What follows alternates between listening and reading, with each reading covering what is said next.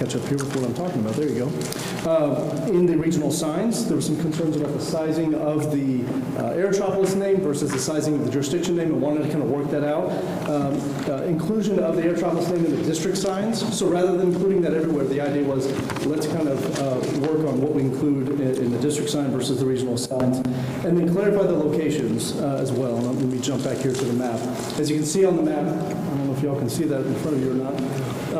There are several regional locations, there are several district locations, there are several local kind of district signs as well. So clarify where those are.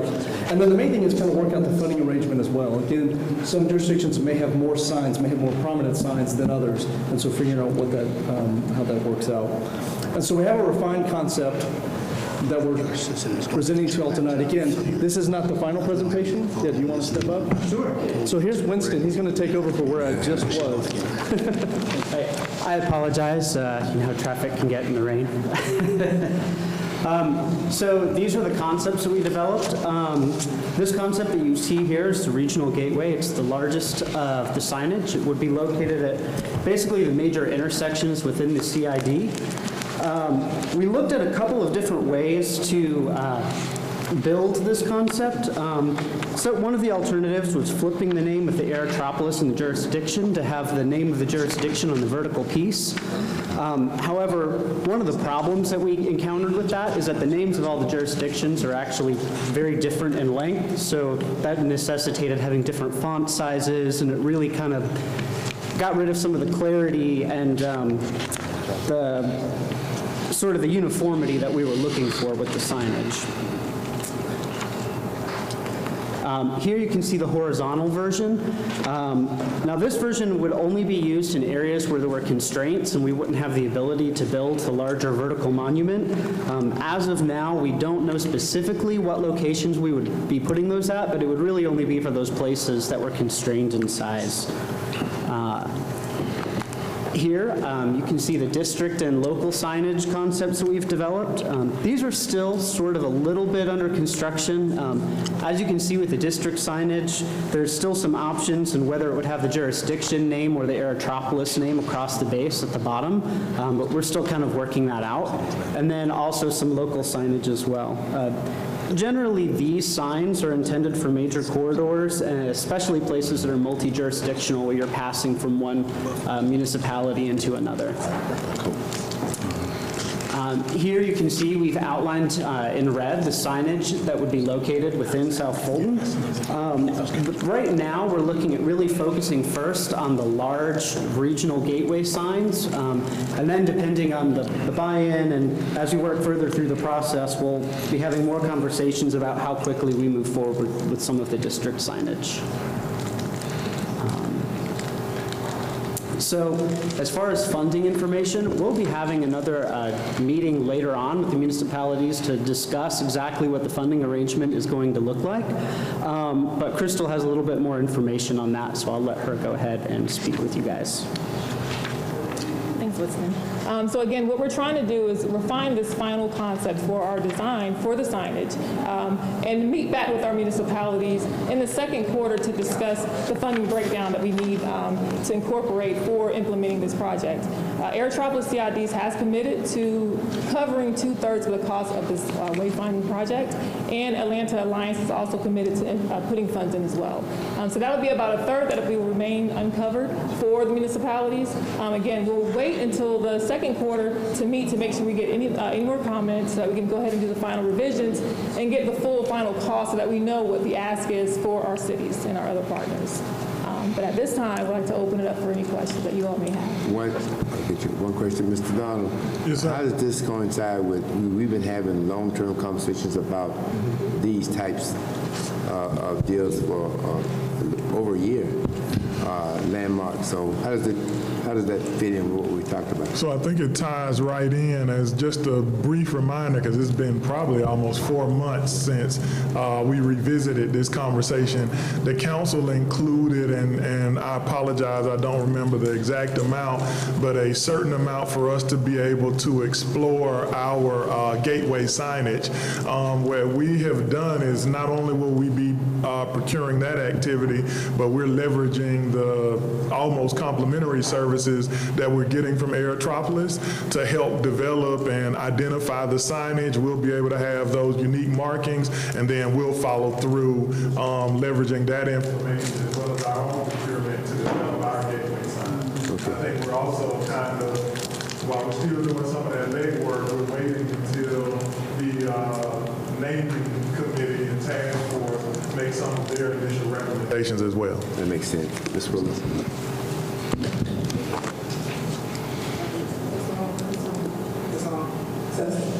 How much is the average size? I know you don't.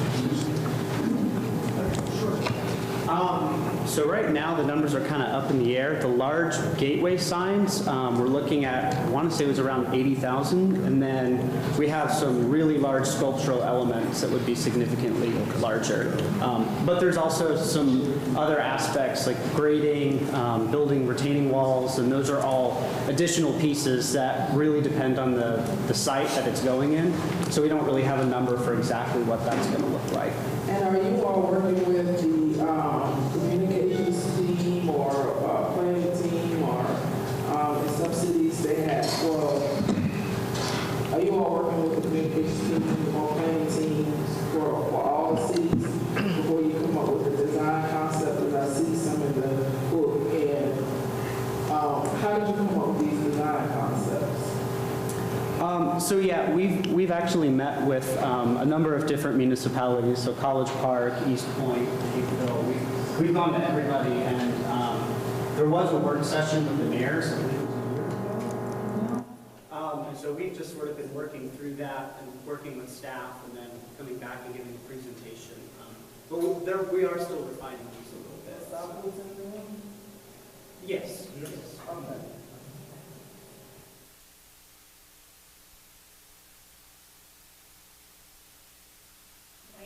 So again, we're not looking for any funds sourced immediately up front.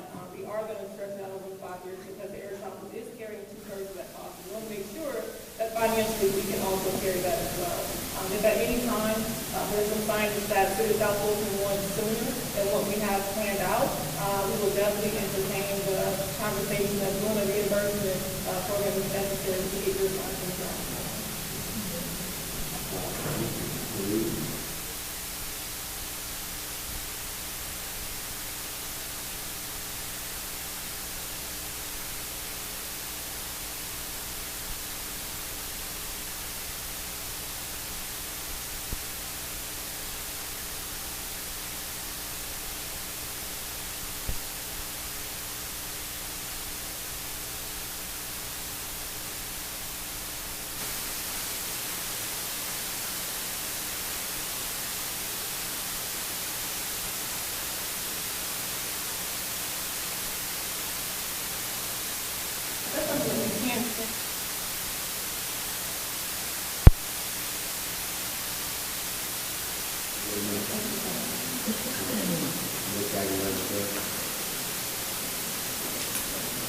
The next item is the police beat and fire operation analysis.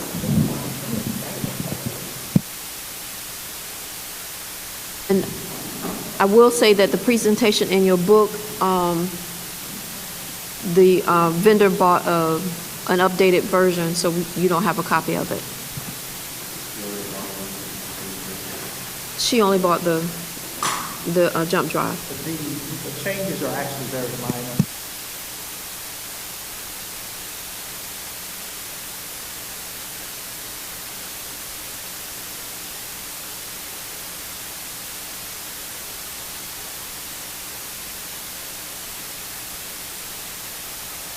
Has not been done in the city of South Fulton since 1971. It became extremely important for us to create a partnership. Early when I got here, I had conversations with Councilman Jones about our police facilities and police locations. So we needed to make sure that we had a really comprehensive study as it relates to the amount of police officers that we need to fill in the street, in addition to where those beat alignments to go. I'm pleased with the results of your tech study. We actually went through about 200 iterations of different beat designs. I'm going to let Professor Reed with her staff talk about the methodology that we went through to come up with that actual beat design. Hello, my name is Yasha, and I'm a physical counselor at the Development data. And today I'm going to present some of the analysis and careful design using data and cutting-edge technology to come on with optimal design for the stones. So here's the outline. We look at data and use that to understand the redesign of the streets and also the fire station. Okay, so I'm going to discuss first, like the chief mentioned, there's a burning need to redesign the zones and the beats because a lot of things, it hasn't been redesigned for a long time, and the city is developing and growing with population, it's changing, and so on.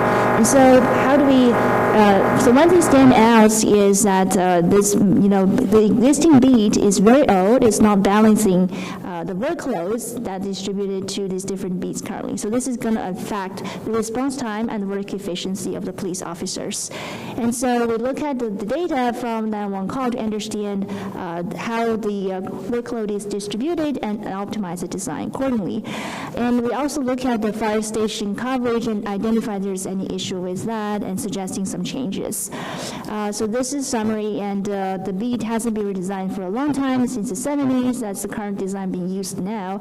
And there are a bunch of challenges. In particular, the workload is very unbalanced and is not matching to the growth of the city. And so this is the whole flow chart of methodology. We use a very rigorous approach to perform this analysis and the redesign and optimization.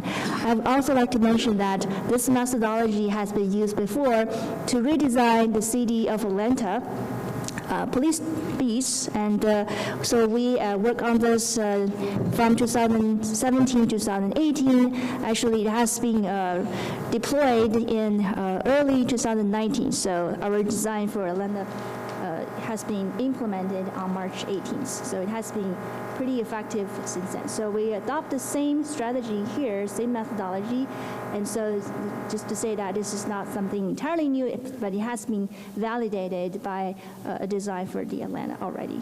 So we start with data, and we use 911 call data, which help us to understand the police workloads and response time, and census data, which help us to understand the distribution of population and the change of population and so on, and also economic factors. And traffic data help us to understand how traffic will impact the travel times and response time of the police. And so the rest of it is just how do we do the magic using data and technology and machine learning. So that's my expertise. That's where I'm really eager to help and bring my research into the analysis. And so you can see this chart shows these different factors are considered in our analysis, and also the prediction, and finally the optimization. So I would briefly talk about some details just to show that these analyses are based on data, and the methodology is very rigorous. And so we'll look at the call to service and geographic data, which is define definition of the zones and the city. We consider the actual city boundary as well. And so this is what the plot shows, the map of the city. And then we carve this into small blocks. And so each of the small cell is of a very small size, 0.3 miles by 0.3 miles. And then there are 1,187 such small cells. The reason we did this is you can see this is completely automatic. And so we analyze the workload for each of the small cells. And so this gave us a very precise definition and analysis of the workloads for each of the small units. And then we map it into the design. So basically rely on this automatic computer algorithm to search, things very, very fast to find the optimal design. And so this is a plot showing the format of the 911 call data we use. And in particular, we use this data to understand for each individual call how much time it takes for the police officer to respond and how much time it takes for them to travel to that particular location. And using this, we can understand how much time aggregated together for each particular region it takes the police to respond.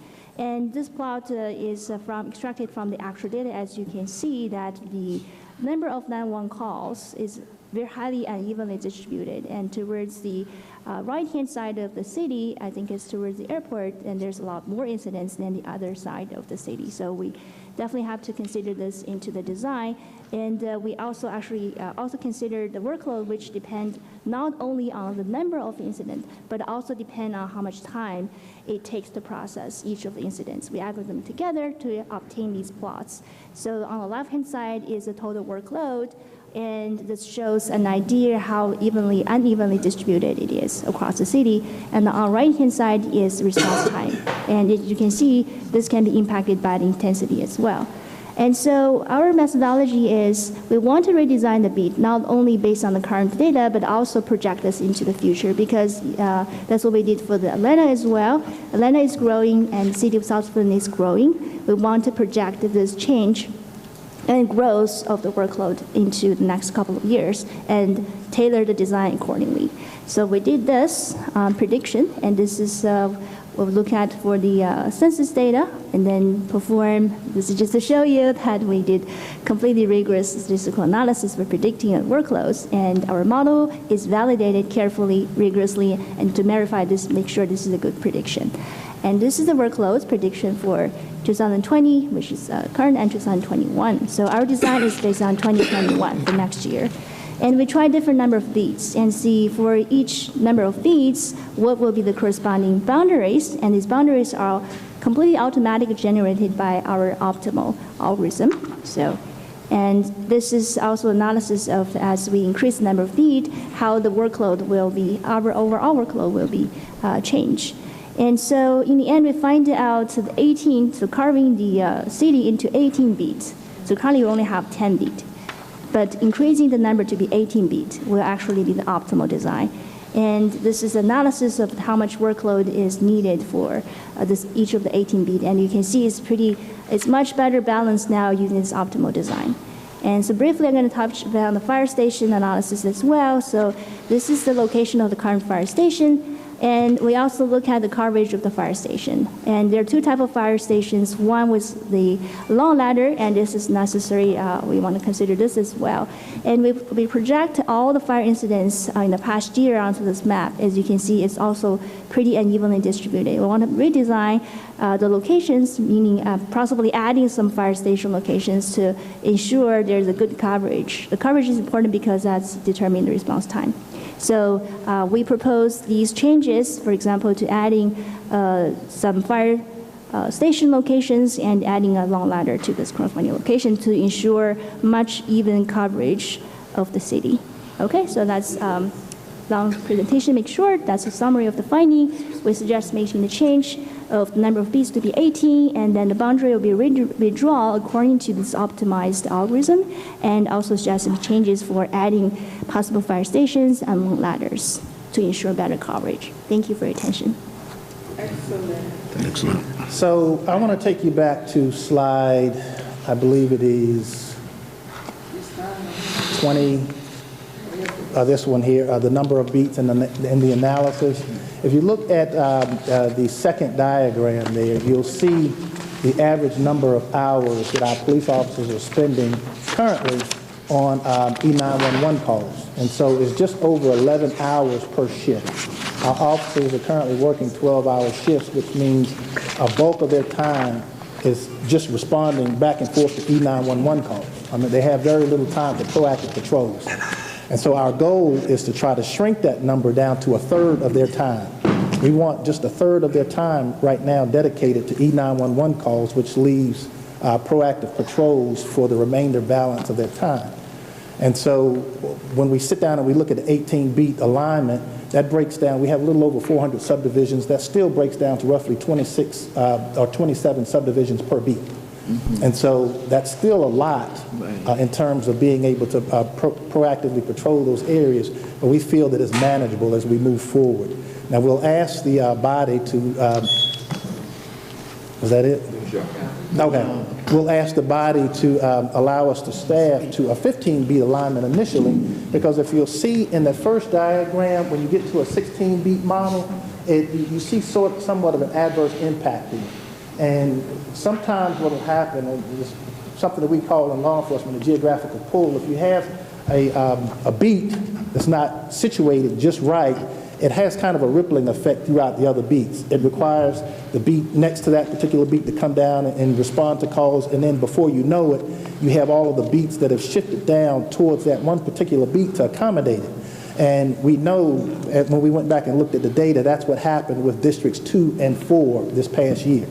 As the calls began to mount over the course of the year, we started to see that pull from those particular areas. And so this beat alignment actually accounts for that. So we'll ask that we be allowed to staff up to the 15-beat model with a strategic plan of then getting to the 18-beat model within the next year to 2 years. And Yeah, so, Chief, I think we want to also highlight, I know that there were some questions during budget deliberations about how we were going to reach the optimum amount of officers. And so our plan has been, and so we'll be bringing you back some recommendations to start this process at the mid-year budget. I think Councilmember Baker actually asked the chief during that time at what point will we start addressing the shortage, well, I wouldn't call it a shortage in officers, but our need to expand officers. And so that process will start at the mid-year budget and then continue into the FY 2021 budget and beyond when they hit FY 18. And I think the final point that we would not want to miss is that while we did this study with a primary focus on public safety in general and police, it includes fire, which is very important because we have done a pretty solid job of keeping those response times low, but to really go to the next level, I think capitalizing on your URA investments and others for new fire stations or new facilities is also in this plan as our justification, and we plan to start taking action on that in FY 21 as well. Any questions? Yes. Ms. Gilliard's first. Chief, yes. so I looked at the page that says important to define the boundaries accurately. Yes. And that it is highly complex. And so, I'm sorry. and in some of the districts, it's more complex than others. Right. And mainly because of annexation, and the officers might go to a street and 3 houses might be in the city and the next 4 is in another city. And so, Well, how do we found, and I'm sorry, I didn't mean to cut you off. Go ahead, Councilman. Go ahead. So we found that District 7 and 4 were probably 2 of the most problematic in terms of being able to draw those geographical boundaries. The land mass in District 7 is not contiguous with the rest of the city. And then in District 4, the land mass is so great that it spreads out over a period where, if you see on this particular slide here, you have large areas where the workload is kind of sparse. And so we literally had to create a separate beat or 2 beats for District 4 just to accommodate for the geographical landmass, and then extra beats in District 7 towards the end because of the gaps in the landmass that we have there. And so those were the 2 that I believe that gave us the most problem, but we've put that GIS data in this particular research map, and so it will show, they're actually going to give us a digital dashboard which will show where all of our particular addresses are, and we're going to convey that to our E911 people so that they should know. Hopefully this will help to eliminate some of those problems. One of the things that they'll also be giving us is a shape file, and we're starting an intelligence analyst position. We'll be embedding data in that shape file on a map, so that when our beat officers get into their patrol cars, they'll be able to touch on that map and actually respond to the data.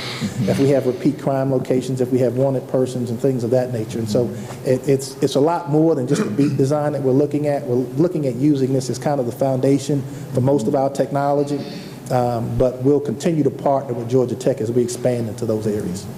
So I'll be excited to see how much it's going to cost.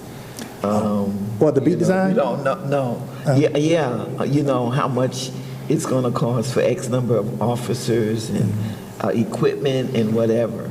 Well, our ultimate goal, if you do the national averages in terms of beat alignment, if you take the national averages and you multiply them by the number of beats that we have, it says that we should have 248 police officers. If you go per capita, it says that we should have 250. So we know that mark isn't isn't far off from where we need to be. Right. Our problem was just understanding where the geographical boundaries should lie. Okay, all right, thank you. Ms. Willis? I want to thank Georgia Tech for taking this on for the city of South Fulton. And I hope that we won't do this or update this. It won't take us another 45 years to keep this updated, because this was done before I was born. So that's my segue to this question. How often should we revisit this type of study to make sure that we have our beats properly aligned as we continue to grow, because we're one of the fastest growing cities in the region, and we can't wait 45 years to make sure that we have enough beats in our city to keep up with the public safety needs. Right, so in my 30 years in Atlanta, I went through 5 beat redesigns in 30 years. For us not to have gone through one since 1971, that's extremely significant. The one thing that I've pledged to Professor Z and her staff is that we're going to consistently give them our data, even after they finish this study. And so my guess is that in 5 years, it's my hope that we will be fully staffed to the 18-beat design, and then even looking at the, when you take into consideration the Fulton Industrial corridor, if that comes in, then you're adding another 4 beats in as well. And we've actually factored for that also. And so we just have to sit down and look at what that looks like over the next 4 to 5 years. But see, we're certainly planning in that direction, Councilwoman. So in 5 years, we'll know whether or not we're hitting the mark. Okay, and then the other question is, so it's calling for 18 beats, and we have 7, so that triples the number of beats we have. So do you know how many officers that equates to? So right now, we have another 28 police officers that we have to hire for FY20. After I've done the figures for the new beat alignment, we'll need 73 more police officers. 73 more to accommodate this particular beat alignment. And that's approximately how much money? I'm sorry? 73 officers time is what, 60,000 per officer? Ooh. More than that?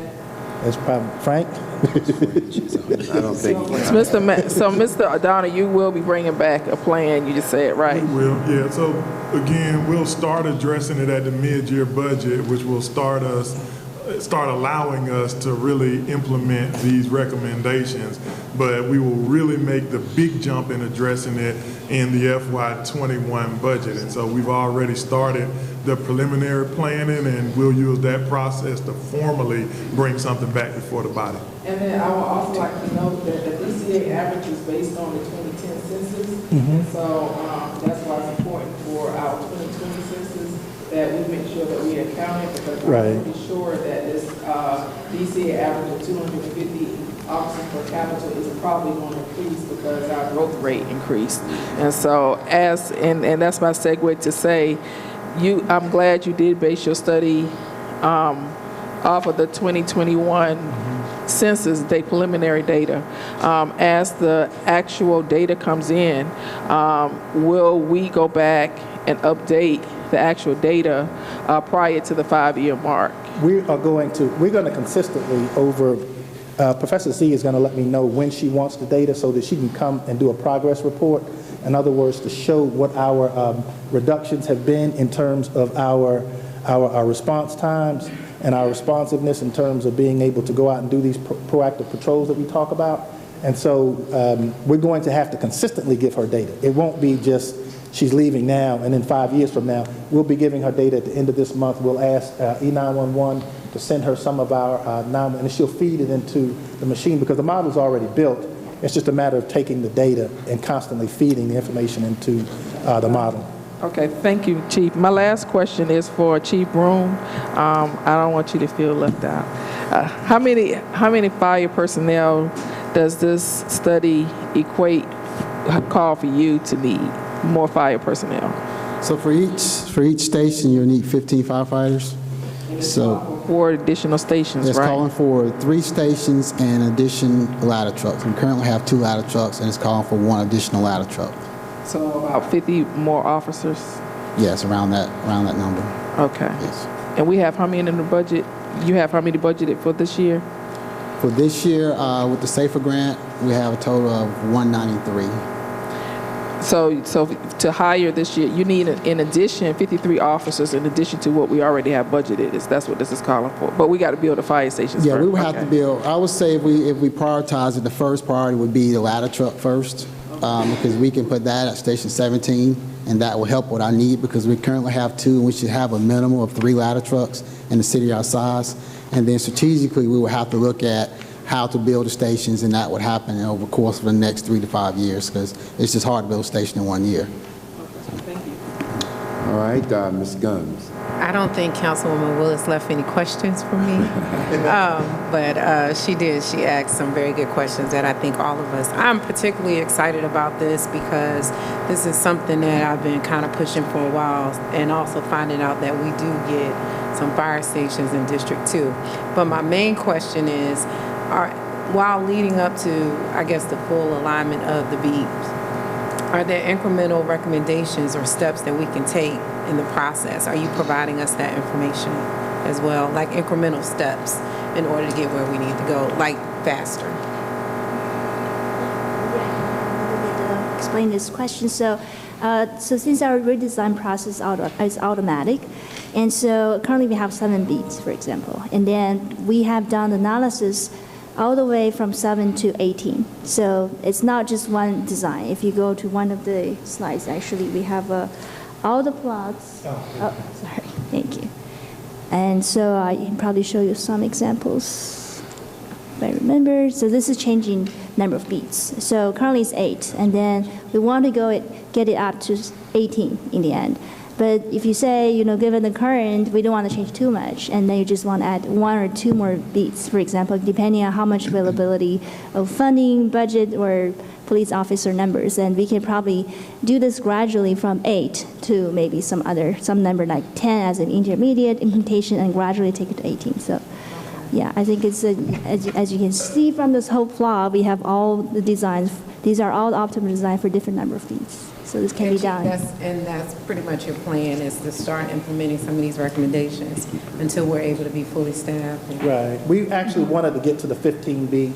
We didn't want to get to the 18 beat overnight because, as I said earlier, in the other slide, you'll see when you start adding some beats, you'll see that adverse impact, and we want to make sure that we're getting the most efficient use of our personnel. And so if we start off with maybe a 10 beat alignment, then we'll go to 10 beats, and then we'll ask probably at the mid-year budget adjustment. It depends. I'm just throwing that number out there. If we go to the 10-year, then I would ask in FY 21 that we be allowed to move to the 15 beat design. And so a 10 beat alignment would help us to reduce our response time significantly. I think when I first got here, I was hearing 2-hour response time, in some cases. And so Major Griffin's done an excellent job in getting those response times down. We've implemented a process called Close to Call, where we have AVL's automatic vehicle locators in each one of the vehicles, so the dispatcher can literally look on a digital map and see where our police officers are, even if the call's not on their beat right now, but they might be closer to a particular call, they're dispatched. And so all of these things and managing the personnel a lot closer has helped us to reduce those response times down significantly. But we kind of feel that we're kind of at the optimum point to where we can, when we're looking at 11 hours of them handling 911 calls, that's significant. And so nothing's going to change that unless we start adding more beats and more police officers. Okay. Well, I'm excited. Thank you. We'll have Ms. Rao, then we'll have Mr. Khalid, and we'll end with Mr. Baker.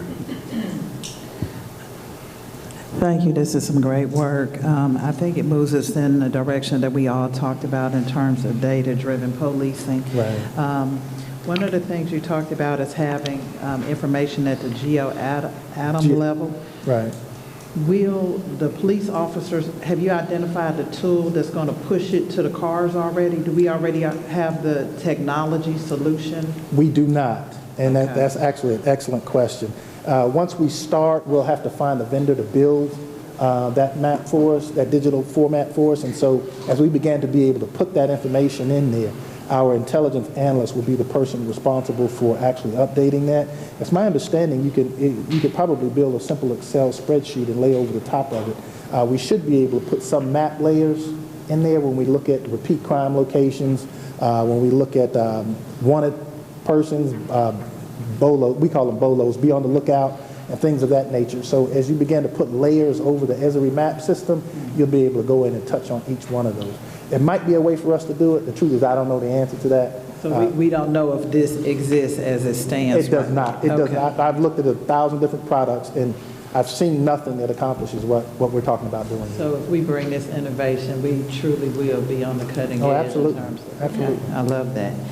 I think that was it, and I also am glad to see that we did look at the data in terms of fire. That was one of the things I was Absolutely. trying to get a flame study. So I appreciate the work on that, and again, thanks to you, Georgia Tech, for your hard work.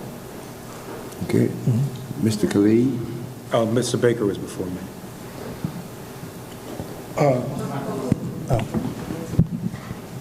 We'll end with Mr. Khalid. Thanks, Chief. Great job. Real quick, I just wanted to ask Chief Rooms a question real quick in reference to the fire stations. I don't know if Chief could necessarily speak for your timeline when you said, I know he's trying to get there, after like 3 years, but the Oakley Industrial Fire Station, are you looking 3 years or 5 years?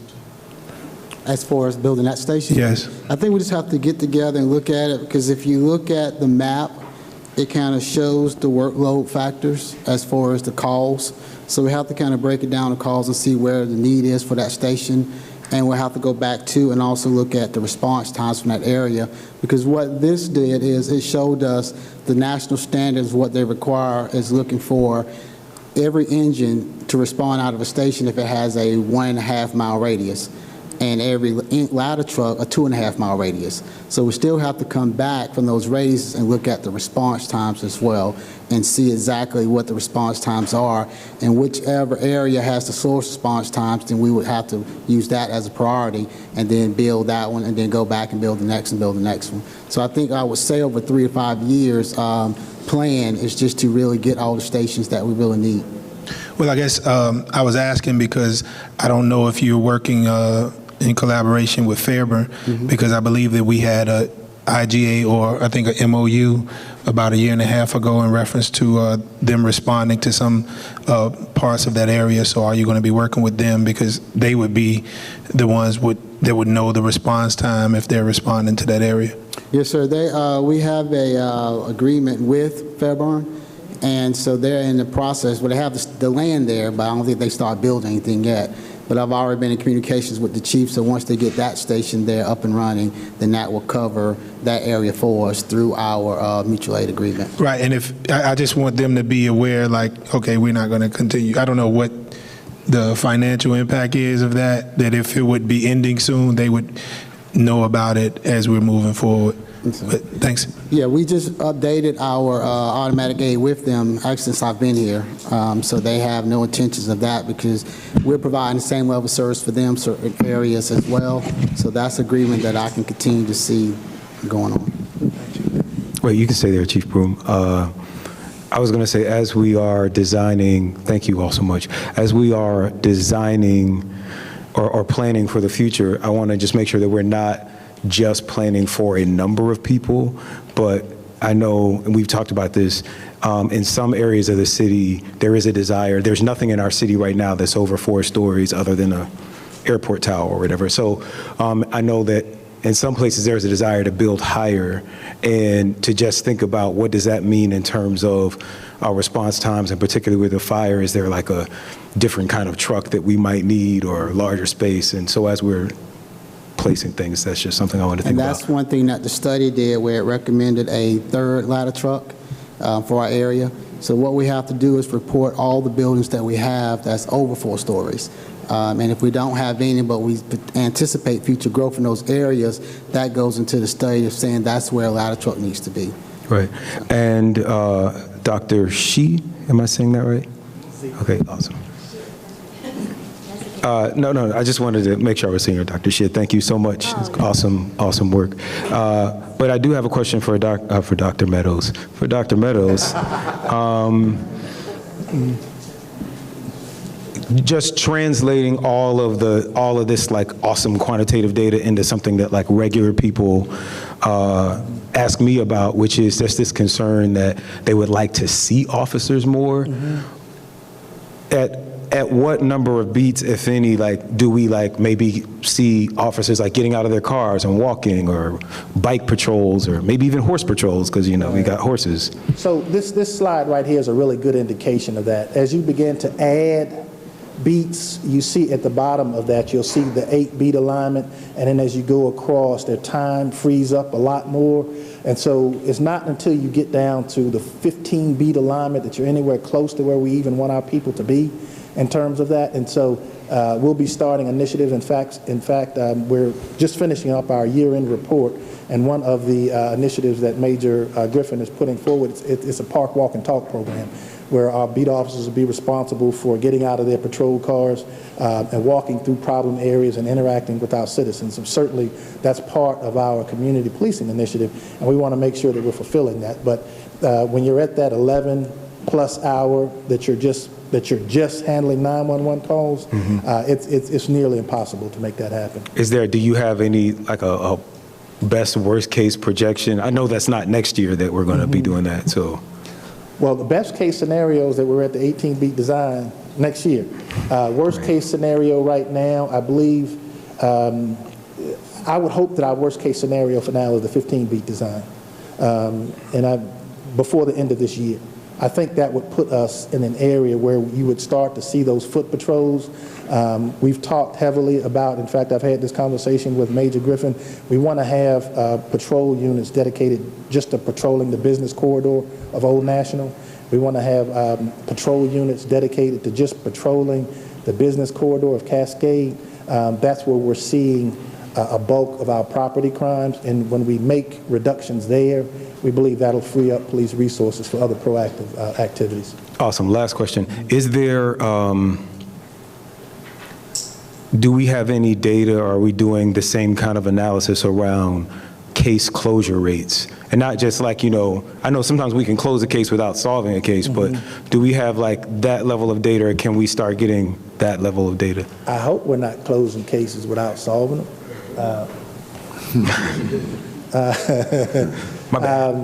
So when we have crimes against persons, I have a policy, we don't close those cases, right?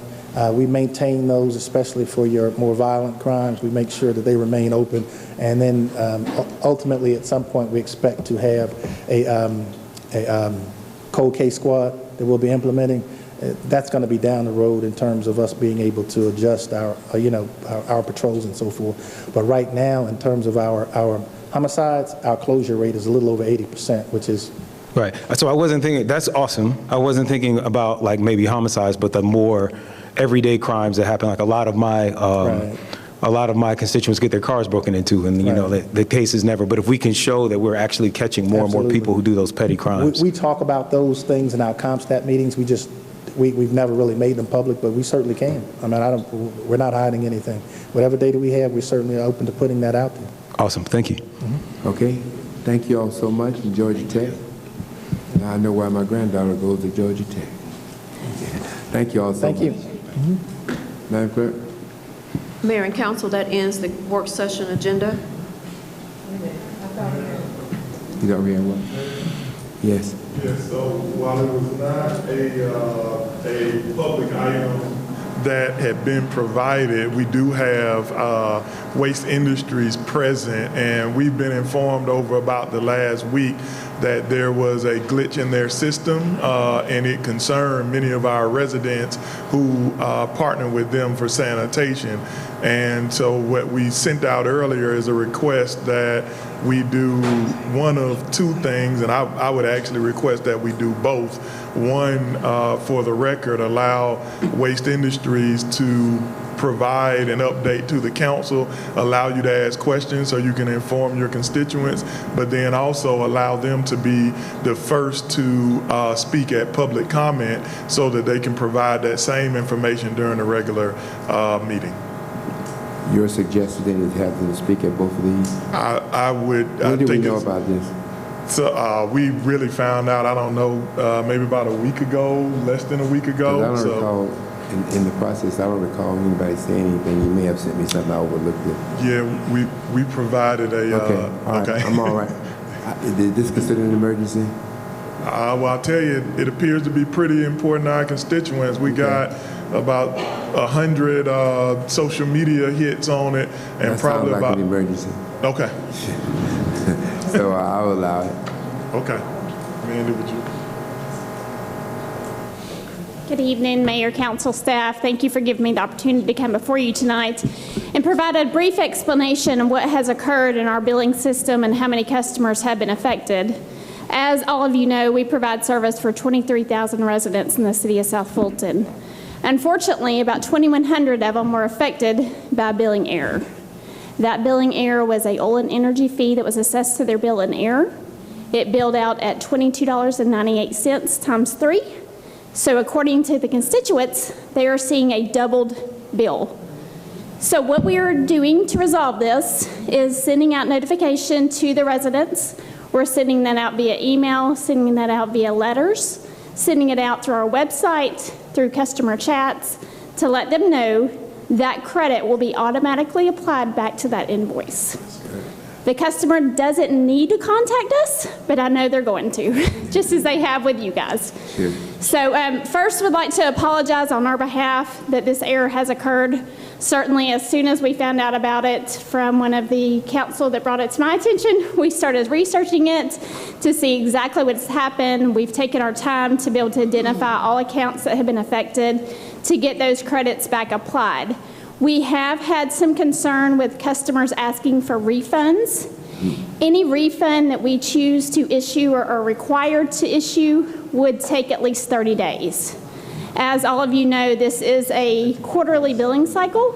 So what we are asking is that the resident will allow us to either apply that directly back to the invoice that has the billing error on it, or issue a refund that will be cut in the form of a check and mailed out to them within 30 days. Okay. So at this point, I welcome any questions that I can answer for you. Mr. Khalid. Thank you so much.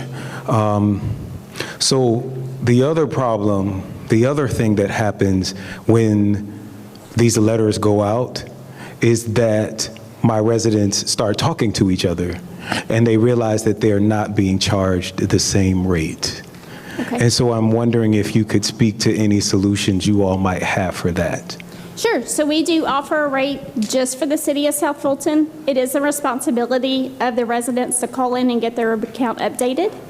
Being that we were a service provider in the city of South Fulton before it was established as a city, there are various rates. Those rates vary because there's been acquisitions, there's been price increases, there's been promotions, there's been a multitude of different efforts out there. So if the resident is charged differently than their neighbor, they can call in and they will be given the rate that is specific for the city of South Fulton. And just for the record, could you say what that rate is? Yes, so our trash service, including yard waste and bulk, would be $59.55 per quarter. There is a new rate of $18 per quarter if the resident would like to select recycling service. I'm going to yield to Councilmember Baker. Yes, I just wanted to know if it's possible for you to put that information in the letters that you're going to send out, given that you have so many people who are being overcharged who live in the city of South Fulton and may not be aware of the city of South Fulton rates. Unfortunately, that rate cannot go out in that letter. We did have 72,000 customers affected in our company by this fee. So the letter that's going out is more of a blanket letter and a standard letter, but we can certainly provide correspondences out to the residents with emails with that rate that we offer to the city. And I'm sorry, you done?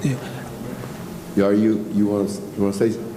Go ahead, Ms. So I think one area, Councilmember Gum inquired prior to the meeting about our ability to notify customers of this.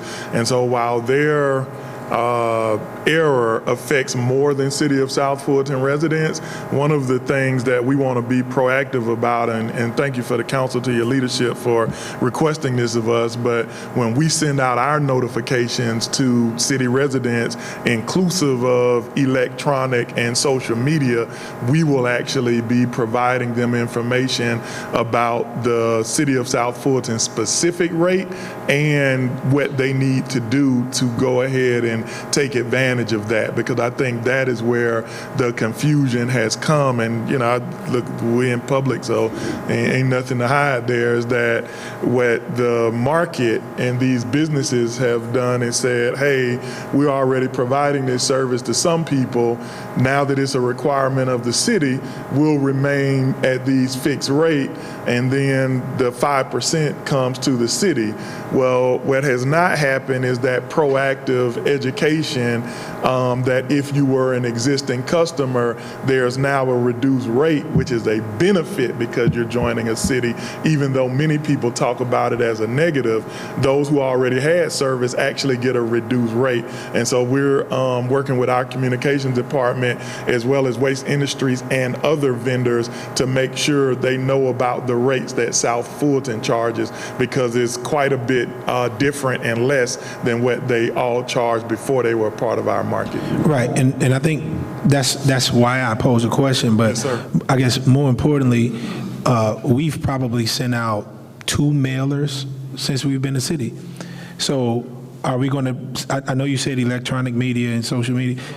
Not just that, the mailers, how we put things in because we've actually leveraged other utility companies and bills. So we actually, as far as sanitation, I think we've already sent out 3 notices, but none of those notices have actually included the information about the South Fulton reduced rate and how you can go about getting it. And so that's something that we're working on putting out now. It's going to be a mail. It'll be a mailer, it'll be electronic, and we're going to do it at social media as well as any public events that we have moving forward. Yes, sir? Are you back?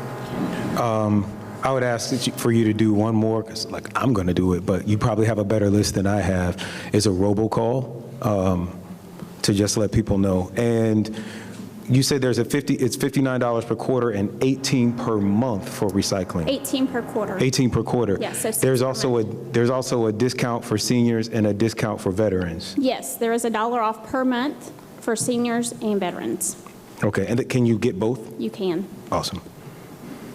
Thanks. I'm done. Thanks. Okay, thank you very much. Thank you. Madam Clerk?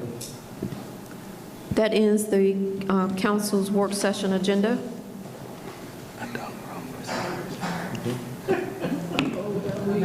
You have My mama would say you can keep that. I can't hear you. Make a motion that we adjourn. I move that we go into executive session for personnel, litigation, and real estate. Can I make a friendly amendment that we go in at 6:10?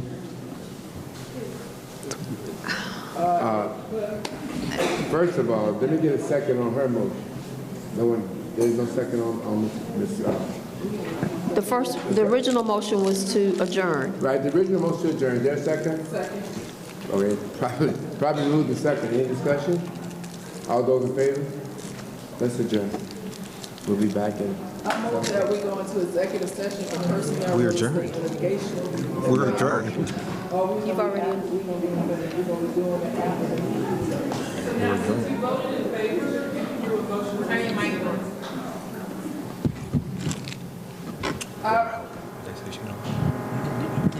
You can do a motion to reconsider since you voted in favor, and then you can have your motion heard. Consider us use this hour to handle personnel, litigation, and any real estate that we may have. Second. Probably moved the second. Any further discussion? Hearing none. All those in favor? Okay. So since that was the reconsideration, does she still have Yeah. to do it? So, no, Mayor. So you approved the reconsideration, now you have to make a motion to actually go into executive. I'm sorry, go right ahead. Okay, so I move that we go into executive session for real estate personnel and real estate. At I mean, 16. at 6. In litigation. At 6:05. And In just- litigation, yeah. personnel, real estate, and litigation at 6:05. No second. Properly moved and second. Any further discussion? All those in favor? Adjourn for executive session. Wait, Mayor, that didn't pass. Wait a minute. Excuse me, hold up. We got some confusion going. What is it you're saying? I didn't see but 2 hands go up. I make a motion that we go into executive session for personnel litigation and real estate beginning at 6:10 p.m. Wait a minute, my motion was 6:05. It's 6 o'clock. It's 5:58 now. My motion was 6:05. I'm sorry, 6:05. 6:05 is awesome. 6:05. You changed to 6:05? Yeah, that's fine. Just need to vote. Yeah. All right, let's vote. We voted. You got everybody here now? Okay, that's good. You didn't want to go. So, y'all don't want to talk about a retreat? Or y'all trying to ignore me? Y'all don't think we need to bond?